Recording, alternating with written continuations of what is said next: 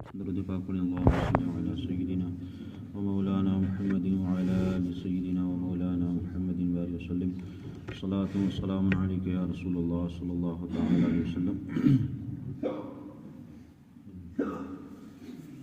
کل جس کا بیان ہوا تھا غسل کے 3 فرض ہیں، ان میں سے پہلا تھا کلی کرنا، تو کلی کس طریقے سے کی جائے گی کل ہم نے اس کو بیان کیا تھا۔ اب غسل کا جو دوسرا فرض ہے وہ ہے ناک میں پانی ڈالنا۔ اب ناک میں پانی کس طریقے سے ڈالا جائے گا، وہ کس طریقے سے، یہ نہیں صرف ہم نے پانی لیا اور ناک میں ڈالا اور نکال دیا، اس کو ناک میں پانی ڈالنا نہیں کہتے ہیں، بلکہ یہ ہے مسئلہ کہ ناک میں جب پانی ڈالا جائے تو دونوں نتنوں جو ہمارے دونوں سوراخ ہیں اس کا پانی وہاں تک پہنچے جہاں تک ہماری نرم ہڈی ہے، یہاں تک پانی پہنچنا یہ کیا ہے، ضروری ہے۔ اور جب ہم پانی کو چڑھائیں ناک کے اندر تو اس طریقے سے چڑھائیں کہ ہم سانس لیں تاکہ ہمارا پانی اور اوپر جائے، تاکہ ناک کے اندر جو بھی جگہ ہے کوئی خشک نہ رہ جائے۔ یہاں تک کہ آیا ہے کہ اگر بال کے برابر بھی اگر تھوڑی سی جگہ بھی اگر ناک کے اندر اگر خشک رہ گئی تو اس کا جب غسل نہیں ہوگا، جب غسل نہیں ہوگا ظاہر سی بات ہے پھر تو نماز بھی نہیں ہوگی۔ اسی طریقے سے اگر ناک کے اندر اگر ریت جمی ہوئی ہے، سوکھ گئی ہے، تو اس کو چھڑانا مطلب انگلی سے نکالنا یہ بھی کیا ہے، فرض ہے، یہ ضروری ہے۔ اور اس کے علاوہ ناک کے اندر جو بال ہوتے ہیں ان کو بھی بھگونا یا ان کے اندر تک پانی پہنچانا صحیح طریقے سے یہ بھی کیا ہے، ضروری ہے۔ اسی طریقے سے ناک کے تعلق سے ایک مسئلہ اور بھی ہے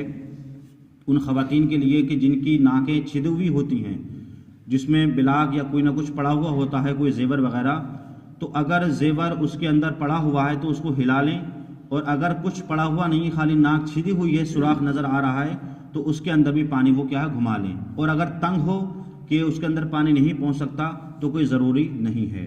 اب یہ غسل کے 2 فرض ہو گئے، کلی کرنا اور ناک میں پانی چڑھانا۔ اب تیسرا جو فرض ہے وہ ہے پورے بدن پر پانی بہانا۔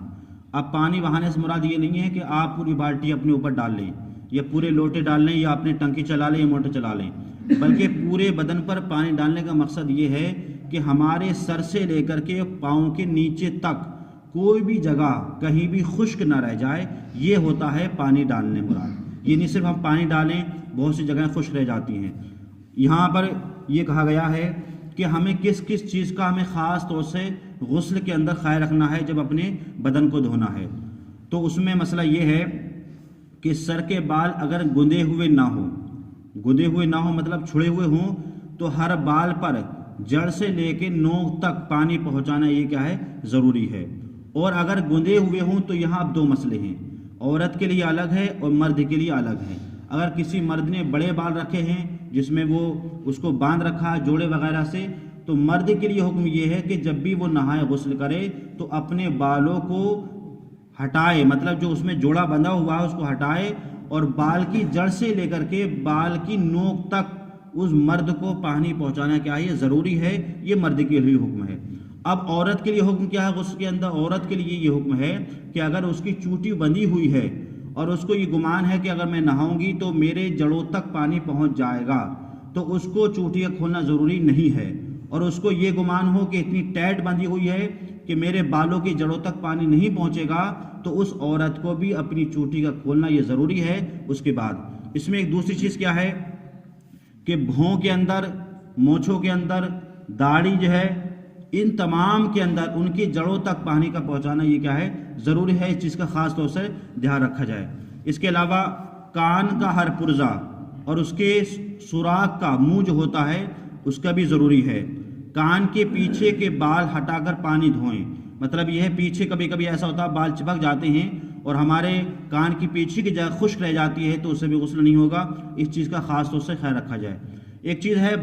بغلیں بے ہاتھ لگائے وہاں تک پانی نہیں پہنچے گا، کیوں اکثر ہوتا کیا ہماری بغلیں چھپی ہوئی ہوتی ہیں تو وہ جگہ خشک رہ جاتی ہے، تو جب تک وہاں پر ہم ہاتھ نہیں پہنچائیں گے پانی نہیں پہنچے گا، وہ جگہ خشک رہ جائے گی، تر نہیں ہوگی، تو وہاں بھی ہم اپنے دونوں ہاتھوں سے بغلوں کو خوب صاف طریقے سے دھوئیں۔ اسی طریقے سے بازو کا ہر جو پہلو ہوتا ہے اس کو دھونا بھی ضروری ہے۔ پیٹ کا ہر ذرہ، جو پیچھے کی جو چیزیں ہوتی ہیں پیٹ کا، اس کا دھونا بھی ضروری ہے۔ اسی طریقے سے پیٹ کی بلٹیں اٹھا کر دھوئیں۔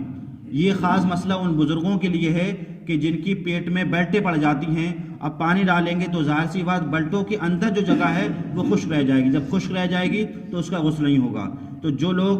موٹے ہو جاتے ہیں پھر اس کے بعد دبلے ہو جاتے ہیں تو ان کی بلٹیں پڑ جاتی ہیں، خاص کر ہمارے بزرگ حضرات کی، تو ان کو اس چیز کا خاص طور سے خیال رکھنا چاہیے کہ بلٹوں کو اٹھا کر کے اس کے اندر پانی پہنچانا یہ کیا ہے، ضروری ہے۔ اسی طریقے سے